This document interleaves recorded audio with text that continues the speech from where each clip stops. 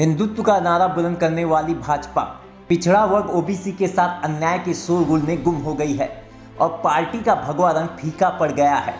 आलम यह है कि योगी सरकार के 3 मंत्रियों समेत एक के बाद एक विधायक के इस्तीफे ने भाजपा की टेंशन बढ़ा दी है। यूपी की सत्ता दोबारा हासिल करने का दम भरने वाली भाजपा जहां पहले दागी नेताओं का टिकट काटने वाली थी, वहीं खबर है कि अब भाजपा उन विधायकों का टिकट नहीं काटेगी, बल्कि उन विधायकों का विधानसभा क्षेत्र बदल दिया जाएगा।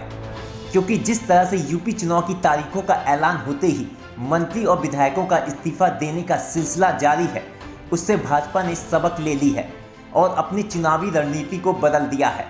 क्योंकि भाजपा समझ चुकी है कि अगर वह ऐसा नहीं करेगी तो चुनाव में भारी नुकसान उठाना पड़ सकता है। जहां पहले भाजपा किसानों को फायदे, कोरोना काल में मदद, गरीबों और वंचितों के कल्याणकारी योजनाओं की अपनी उपलब्धियां गिना रही थी, लेकिन अब उसे उपेक्षा के आरोपों पर सफाई देनी पड़ रही है।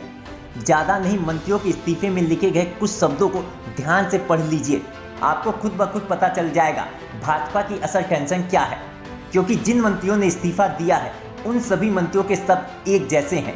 मसलन योगी सरकार में मंत्री रहे स्वामी प्रसाद मौर्य ने अपने इस्तीफे में लिखा, दलितों, पिछड़ों, किसानों, बेरोजगार नौजवानों और छोटे लघु एवं मध्यम श्रेणी के व्यापारियों की घोर उपेक्षात्मक रवैये के कारण उत्तर प्रदेश के मंत्रिमंडल से इस्तीफा देता हूं।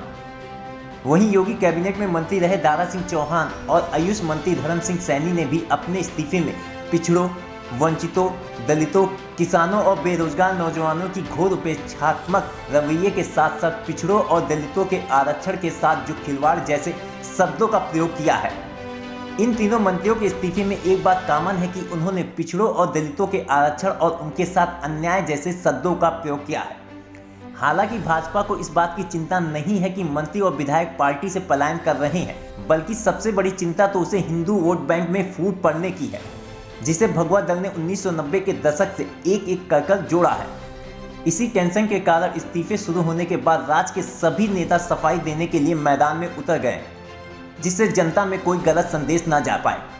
यूपी के प्रदेश अध्यक्ष स्वतंत्र देव सिंह ने हिंदी में ट्वीट किया, ओबीसी समाज को सामाजिक, आर्थिक और राजनीतिक प्रतिनिधित्व जितना भाजपा में मिला उतना किसी भी सरकार में नहीं मिला। हमारे लिए पी का अर्थ पिछड़ों का उत्थान है। कुछ लोगों के लिए पी का अर्थ सिर्फ पिता पुत्र परिवार का उत्थान होता है। यह जिम्मेदारी ओबीसी समाज से आने वाले कई नेताओं ने संभाली और सफाई देने का सिलसिला शुरू हो गया। दरअसल पार्टी छोड़ने वाले नेताओं की जाति और कद ने बीजेपी नेताओं की चिंता बढ़ा दी है। बीजेपी कभी जाति या जातीय समीकरण की बात नहीं करती, बल्कि हिंदुत्व के एजेंडे की बात करते हुए हिंदू वोट बैंक को एकजुट करने की राह पर चलती है। लेकिन अचानक यूपी में मची सियासी भगदड़ ने पूरा खेल बिगाड़ दिया है, क्योंकि आरोप लग रहे हैं कि ओबीसी और दलित समुदाय की उपेक्षा की गई है।